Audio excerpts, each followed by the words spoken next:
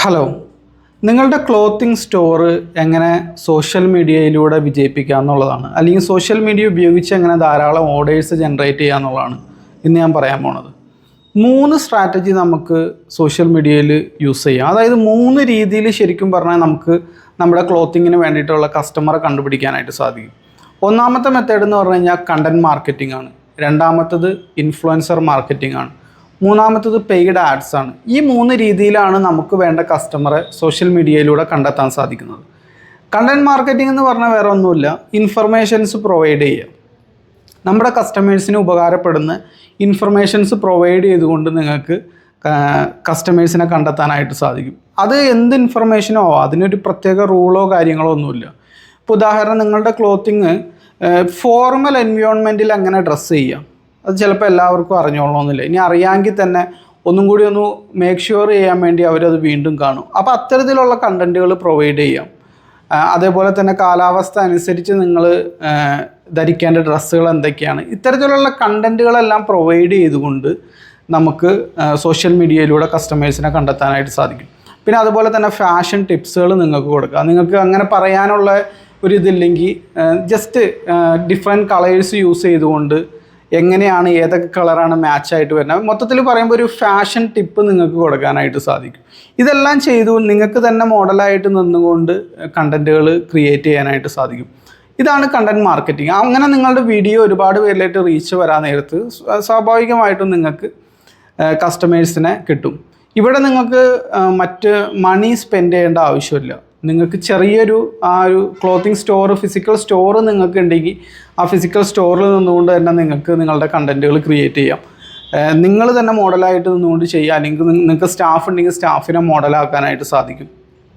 ഇനി അത് പറ്റാത്ത ആളുകൾ കണ്ടൻറ് മാർക്കറ്റിങ്ങിൻ്റെ ഒരു ഗുണം എന്താണെന്ന് ഞാൻ പറയാം, ഗുണവും ദോഷവും പറയാം. കണ്ടൻറ് മാർക്കറ്റിങ്ങിൻ്റെ ഗുണം എന്താണെന്ന് വെച്ച് കഴിഞ്ഞാൽ നമുക്ക് കാശ് സ്പെൻഡ് ചെയ്യാതെ തന്നെ കസ്റ്റമറെ കണ്ടെത്താനായിട്ട് സാധിക്കും.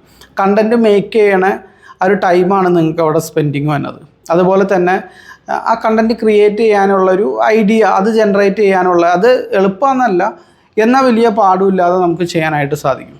ഇതൊക്കെയാണ് കണ്ടൻറ് മാർക്കറ്റിങ്ങിൻ്റെ ഗുണം. കണ്ടൻറ് മാർക്കറ്റിംഗ് നല്ല രീതിയിൽ ചെയ്ത് ക്ലോത്തിങ് ബിസിനസ് വളരെ നല്ല രീതിയിൽ ചെയ്യുന്നവരുണ്ട്. മെയിനായിട്ട് ഇൻസ്റ്റഗ്രാമിലാണ്, നിങ്ങളെല്ലാം കണ്ടിട്ടുണ്ടായിരിക്കും.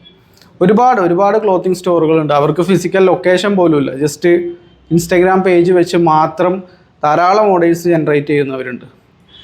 പിന്നെ കണ്ടൻറ് മാർക്കറ്റിങ്ങിൻ്റെ ചെറിയൊരു ഡ്രോബാക്ക് എന്താണെന്ന് വെച്ച് കഴിഞ്ഞാൽ എല്ലാവർക്കും പറ്റിയിട്ടുള്ളതല്ല ഇത്. പിന്നെ വേറൊരു പ്രശ്നം എന്ന് പറഞ്ഞു കഴിഞ്ഞാൽ പ്ലാറ്റ്ഫോമിൻ്റെ അൽഗോരിതത്തിനെ ഡിപ്പെൻഡ് ചെയ്തിരിക്കും നിങ്ങളുടെ റീച്ചും കാര്യങ്ങളുമൊക്കെ.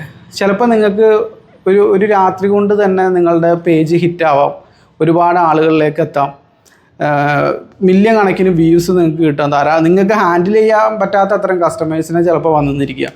ചില സമയത്ത് മാസങ്ങളെടുത്താലും നിങ്ങൾക്ക് പേജ് റീച്ച് വരാത്ത അവസ്ഥ വരും, നിങ്ങളുടെ കണ്ടൻറ്റ് നല്ലതാണെങ്കിൽ കൂടി. ചിലപ്പോൾ റീച്ച് വന്നതിന് ശേഷം പിന്നെ ഡൗൺ ആവാം. ഒരുപാട് അൺപ്രഡിക്റ്റബിൾ ആയിട്ടുള്ള കാര്യങ്ങൾ ഈ കണ്ടൻറ് മാർക്കറ്റിങ്ങിൽ നടക്കും. നമുക്ക് എത്ര കാലം ഇതിങ്ങനെ കിട്ടുമെന്ന് പറയാനായിട്ട് സാധിക്കില്ല. മൊത്തത്തിലൊരു പ്രഡിക്റ്റബിലിറ്റി ഇല്ല കണ്ടൻറ് മാർക്കറ്റിങ്ങിൽ. പിന്നെ ചിലർക്ക് ബൈ നേച്ചർ പറ്റിയിട്ടുള്ളതുമല്ല കണ്ടൻറ് മാർക്കറ്റിംഗ്. കണ്ടൻറ് മാർക്കറ്റിംഗ് ഒരു ഓപ്ഷനാണ്, നിങ്ങൾക്ക് പറ്റുമെങ്കിൽ അത് തിരഞ്ഞെടുക്കാം. ഇനി രണ്ടാമതായിട്ടുള്ള ഓപ്ഷനാണ് ഇൻഫ്ലുവൻസർ മാർക്കറ്റിംഗ് എന്നുള്ളത്. നമുക്ക് വേണ്ടി കണ്ടൻറ്റുകൾ മറ്റ് ഇൻഫ്ലുവൻസേഴ്സിനെ കൊണ്ട് ചെയ്യിക്കാം. അതായത് നിങ്ങളുടെ ഡ്രസ്സ് സൗജന്യമായിട്ട് കൊടുത്തിട്ടോ ചെറിയ പേയ്മെൻറ്റ് കൊടുത്തിട്ടോ ഇൻസ്റ്റഗ്രാമിൽ ഇഷ്ടം പോലെ ഇൻഫ്ലുവൻസേഴ്സിനെ കിട്ടും. നിങ്ങൾ ഇതെല്ലാം ഓൾറെഡി കണ്ടിട്ടുണ്ടായിരിക്കും. ഈ ഇൻഫ്ലുവൻസർ മാർക്കറ്റിംഗ് ചെയ്യുമ്പോൾ ശ്രദ്ധിക്കേണ്ട ഒരു കാര്യം എന്താണെന്ന് വെച്ച് കഴിഞ്ഞാൽ നിങ്ങളുടെ ആ കാറ്റഗറിയുമായി ബന്ധപ്പെട്ട ഇൻഫ്ലുവൻസേഴ്സിനെ നിങ്ങൾ പിടിക്കണം.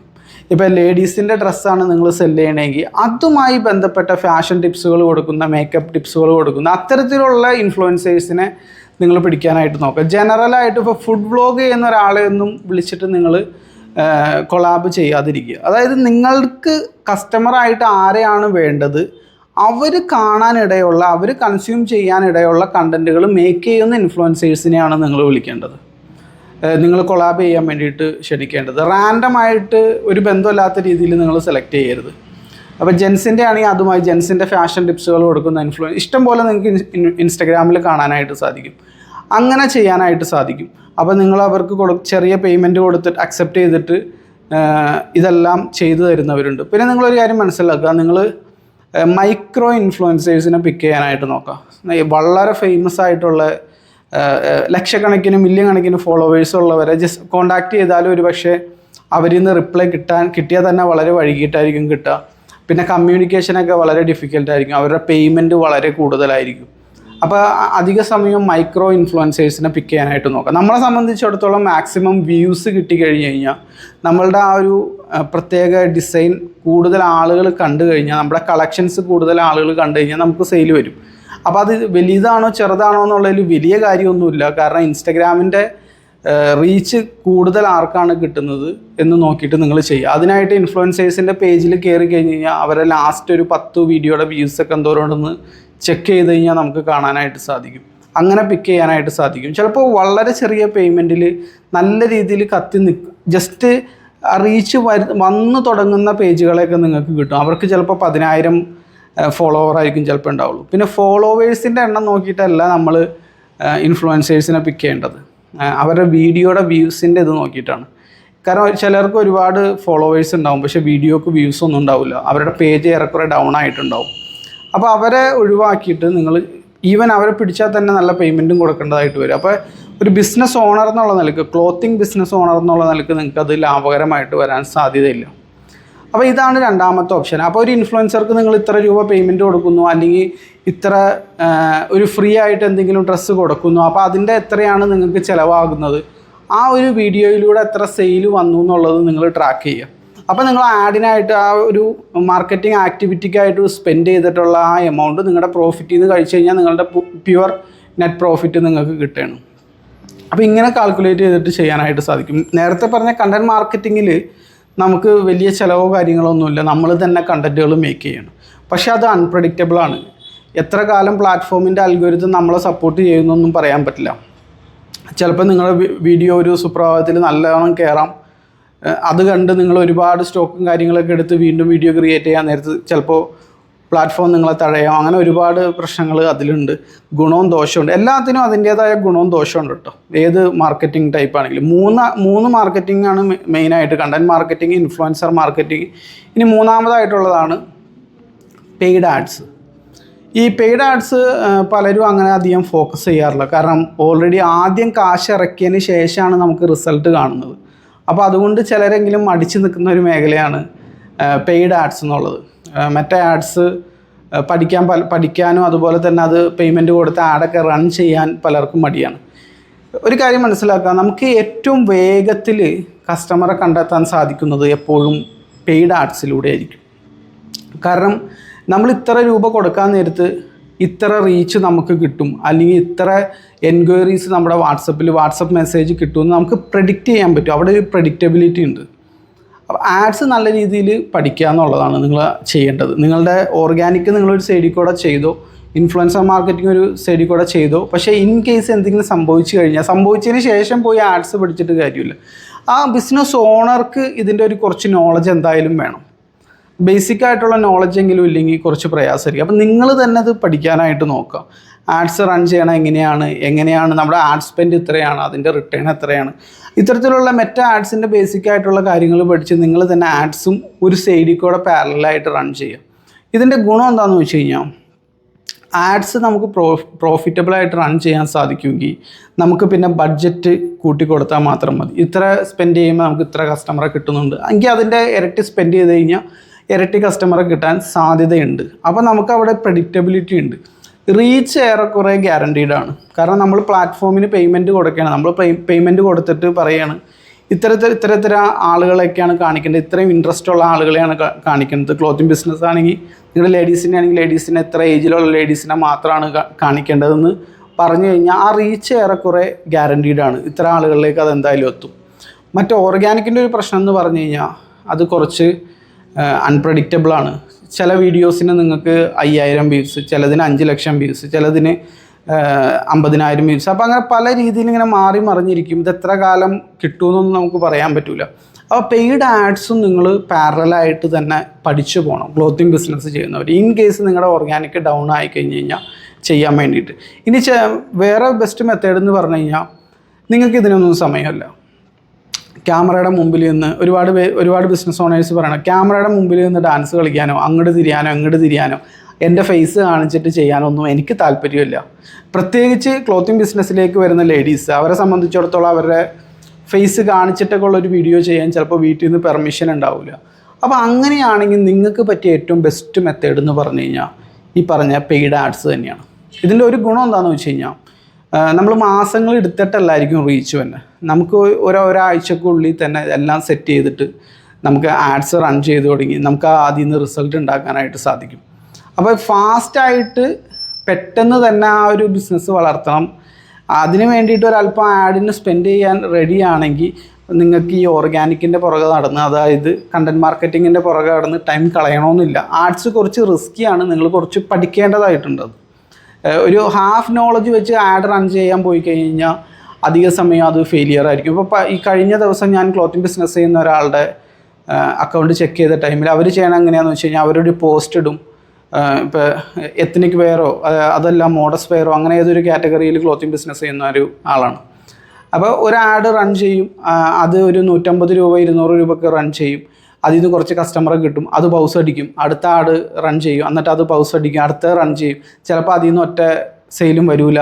അപ്പോൾ അങ്ങനെ ചുമ്മാ പുതിയ ആഡുകൾ ഇങ്ങനെ വെറുതെ ഇങ്ങനെ ബൂസ്റ്റ് ചെയ്തുകൊണ്ടിരിക്കുക. പോസ്റ്റ് ഇടുക ഇങ്ങനെ ചെയ്യാൻ നേരത്തുള്ള പ്രശ്നം എന്ന് പറഞ്ഞു കഴിഞ്ഞാൽ നമുക്ക് ഒരുപാട് മണി അനാവശ്യമായിട്ട് വേണോ. അപ്പോൾ ബൂസ്റ്റിംഗ് ചെയ്യാതെ ആഡ് മാനേജർ വഴി നിങ്ങൾ യൂസ് ചെയ്യാനായിട്ട് നോക്കുക. എഫക്റ്റീവായിട്ട് ആഡുകൾ എപ്പോഴും എഫക്റ്റീവ് ആവണം. എഫക്റ്റീവ് ആവുക എന്ന് പറഞ്ഞു കഴിഞ്ഞാൽ പലപ്പോഴും ഈ ഡിജിറ്റൽ മാർക്കറ്റിംഗ് എന്നൊക്കെ പറഞ്ഞ് നടക്കുന്ന ആളുകൾ പഠിപ്പിച്ചുകൊണ്ടിരിക്കുന്നത് എന്താണെന്ന് വെച്ച് കഴിഞ്ഞാൽ ഇവർ കുറേ ടെക്നിക്കൽ ടേംസും കാര്യങ്ങളും അതുപോലെ തന്നെ എവിടെയെങ്കിലും ജോലി നോക്കുന്ന കുട്ടികളെ ഫോക്കസ് ചെയ്തിട്ടാണ് ഇവരുടെ അധിക പഠിപ്പിക്കലുകളും. ബിസിനസ് ഓണറെ സംബന്ധിച്ചിടത്തോളം നമുക്ക് 5 ഇട്ട് കഴിഞ്ഞാൽ 10 കിട്ടണം. ആഡിന് 5 സ്പെൻഡ് ചെയ്തു, 10 നമുക്ക് പ്രോഫിറ്റായിട്ട് വരണം, റവന്യൂ ആയിട്ട് വന്നിട്ട് കാര്യമില്ല. നമ്മൾ പലരും പറയണ, ചിലവരൊക്കെ ആഡൊക്കെ റൺ ചെയ്തിട്ട് പറയണ കേൾക്കാനായിട്ട് സാധിക്കും, ഞങ്ങൾ 10,000 ഇട്ടപ്പോൾ ഇത്ര ലക്ഷം ഞങ്ങൾക്ക് കിട്ടി. അപ്പോൾ പലരും പ്രത്യേകിച്ച് ഈ ഷോപ്പിഫൈ ഒക്കെ പഠിപ്പിച്ചു കൊടുക്കുന്ന ആളുകളാണ് അത് പറയണ കേൾക്കാറ്. അത് റവന്യൂ ആണ്, അത് ടോട്ടൽ സെയിലാണ്. ടോട്ടൽ സെയിലല്ല. ഒരു ബിസിനസ്സിൻ്റെ ഫണ്ടമെൻ്റലിൽ നമുക്ക് സ്വതന്ത്രമായിട്ട് എടുത്ത് ഉപയോഗിക്കാൻ പറ്റുന്നത് നമ്മുടെ നെറ്റ് പ്രോഫിറ്റ് മാത്രമേ ഉള്ളൂ. ബാക്കിയെല്ലാം നമ്മളുടെ എക്സ്പെൻസുകളാണ്. അത് കഴിച്ചിട്ടേ ബാക്കി എന്ത് 5 അതാണ് ഞാൻ പറഞ്ഞത്, 5 ഇട്ട് കഴിഞ്ഞാൽ 10 കിട്ടണം. 10 എന്തായിട്ട് കിട്ടണം? പ്രോഫിറ്റായിട്ട് കിട്ടണം. സെയിലിൽ വന്നിട്ട് കാര്യമില്ല. പിന്നെ അതിൽ കോസ്റ്റ് കിടക്കുകയല്ലേ, നമ്മളുടെ പ്രൊഡക്റ്റിൻ്റെ കോസ്റ്റും കാര്യങ്ങളൊക്കെ അതിൽ കിടക്കുകയല്ലേ. അപ്പോൾ പ്രോഫിറ്റിൽ നിന്നാണ് നമ്മളുടെ റെഗുലർ പ്രോഫിറ്റിൽ നിന്ന് നമ്മളുടെ ആഡ് സ്പെൻഡ് മാർക്കറ്റിംഗ് ബഡ്ജറ്റ് കുറയ്ക്കുമ്പോഴാണ് റിയൽ ആയിട്ടുള്ള പ്രോഫിറ്റിൽ നിന്ന് കുറയ്ക്കുമ്പോൾ, റവന്യൂ എന്നല്ല പ്രോഫിറ്റിൽ നിന്ന് കുറയ്ക്കുമ്പോഴാണ് റിയൽ നെറ്റ് പ്രോഫിറ്റ് നമുക്ക് കിട്ടുന്നത്. അപ്പോൾ ഇതും നിങ്ങൾ പ്രത്യേകമായിട്ട് ശ്രദ്ധിക്കാനായിട്ട് നോക്കാം. ഇങ്ങനെ ചെയ്യുമ്പോഴാണ് നമുക്കൊരു ക്ലോത്തിങ് ബിസിനസ് നല്ല രീതിയിൽ ചെയ്യാനായിട്ട് പറ്റുന്നത്. അപ്പോൾ ഈ 3 മെത്തേഡുകളും നിങ്ങൾ ഒരേ സമയം ചെയ്യാൻ പറ്റുമെങ്കിൽ അങ്ങനെ ചെയ്യുക. ഇനി അതല്ല വേഗത്തിൽ പെട്ടെന്ന് തന്നെ റിസൾട്ട് വേണമെന്നുണ്ടെങ്കിൽ ആഡ്സ് പഠിച്ചിട്ട് പെട്ടെന്ന് തന്നെ ക്ലോത്തിങ് ബിസിനസ് കൂടുതൽ കസ്റ്റമേഴ്സിലേക്ക് എത്തിക്കാനായിട്ട് നോക്കാം. ഇതോടൊപ്പം തന്നെ പഠിക്കേണ്ട ഒരു സംഗതിയാണ് കൺസ്യൂമർ സൈക്കോളജി. അതിൽ വളരെ ഇമ്പോർട്ടൻസ് ഉണ്ട്. ജസ്റ്റ് ആഡ് റൺ ചെയ്ത് വാട്സപ്പ് ഒരുപാട് പേര് നേരിടുന്ന പ്രശ്നമാണ്. ഞാൻ 2500ഓളം ഏകദേശം ബിസിനസ് ഓണേഴ്സിന് നമ്മളുടെ കോഴ്സ് പ്രൊവൈഡ് ചെയ്തിട്ടുണ്ട്. അതെങ്ങനെയാണെന്ന് വെച്ച് കഴിഞ്ഞാൽ ഒരുപാട് പേര് നേരിട്ടുകൊണ്ടിരുന്ന പ്രശ്നം എന്താണെന്ന് വെച്ച് കഴിഞ്ഞാൽ ഇവർക്ക് ഈ കോണ്ടാക്റ്റുകൾ വരും. ഇപ്പോൾ ക്ലോത്തിങ് ബിസിനസ് ആണെങ്കിൽ അവരുടെ ഒരു കുർത്തിയുടെ ഒരു ആഡ് റൺ ചെയ്യുന്നു, അതിൻ്റെ ഒരു ലീഡ് നമ്മുടെ വാട്സപ്പിൽ കോണ്ടാക്റ്റ് ചെയ്യുന്നു, വില ചോദിക്കുന്നു, അവരങ്ങോട്ട് പോകുന്നു, സാധനം വാങ്ങുന്നില്ല. ഇവരുടെ പ്രശ്നം എന്താണെന്ന് വെച്ച് കഴിഞ്ഞാൽ ഇവർ തെറ്റിദ്ധരിച്ച് വെച്ചേക്കണത് എന്താണെന്ന് വെച്ച് കഴിഞ്ഞാൽ ഈ ഫേസ്ബുക്കിൻ്റെ ആഡ് മാനേജറിൽ എന്തെങ്കിലുമൊക്കെ ടെക്നിക്ക് കാണിക്കാത്തതിൻ്റെ പ്രശ്നമാണെന്നാണ് പലരും വിചാരിച്ച് വെച്ചേക്കുന്നത്. അങ്ങനെയല്ല, ആഡ്സൊക്കെ ഓക്കെയാണ്. ആഡ്സ് സ്പെൻഡും കാര്യങ്ങളും അതേപോലെ മെസ്സേജ് കിട്ടുന്ന അതിൻ്റെ കോസ്റ്റ് പെർ ലീഡും കാര്യങ്ങളും എല്ലാം ഓക്കെയാണ്. എന്നിട്ടും നിങ്ങൾക്ക് സെയിൽ നടക്കണമെങ്കിൽ അത് ആഡ്സിൻ്റെ പ്രോബ്ലം അല്ല, സെയിൽ എന്ന് പറഞ്ഞ സെഗ്മെൻറ്റിലെ പ്രോബ്ലമാണ്. ഒരു ബിസിനസ്സിലേക്ക് ഇൻകം കൊണ്ടുവരുന്ന 2 ആക്ടിവിറ്റികളാണ് മാർക്കറ്റിംഗ് ആൻഡ് സെയിൽസ്. അതാണ് കൺസ്യൂമർ സൈക്കോളജി കുറച്ച് പഠിക്കണം. എങ്ങനെ ഓഫർ കൊടുക്കാം, എങ്ങനെ കസ്റ്റമറെ കൊണ്ട് നമ്മളുടെ പ്രൊഡക്റ്റ് തന്നെ എടുപ്പിക്കുക. അപ്പോൾ കസ്റ്റമർ ഇങ്ങോട്ട് മെസ്സേജ് അയച്ചാൽ മാത്രം നമ്മൾ അങ്ങോട്ട് മെസ്സേജ് അയക്കുള്ളൂ, അങ്ങനത്തെ ഒരു ആറ്റിറ്റ്യൂഡ് പാടില്ല. നമ്മൾ അങ്ങോട്ട് ഫോളോ അപ്പ് ചെയ്യണം. കസ്റ്റമേഴ്സിന് ഉപകാരപ്പെടുന്ന കാര്യങ്ങളെല്ലാം പ്രൊവൈഡ് ചെയ്യുമ്പോഴാണ് നമുക്ക് കൂടുതൽ സെയിലുകൾ വരുന്നത്.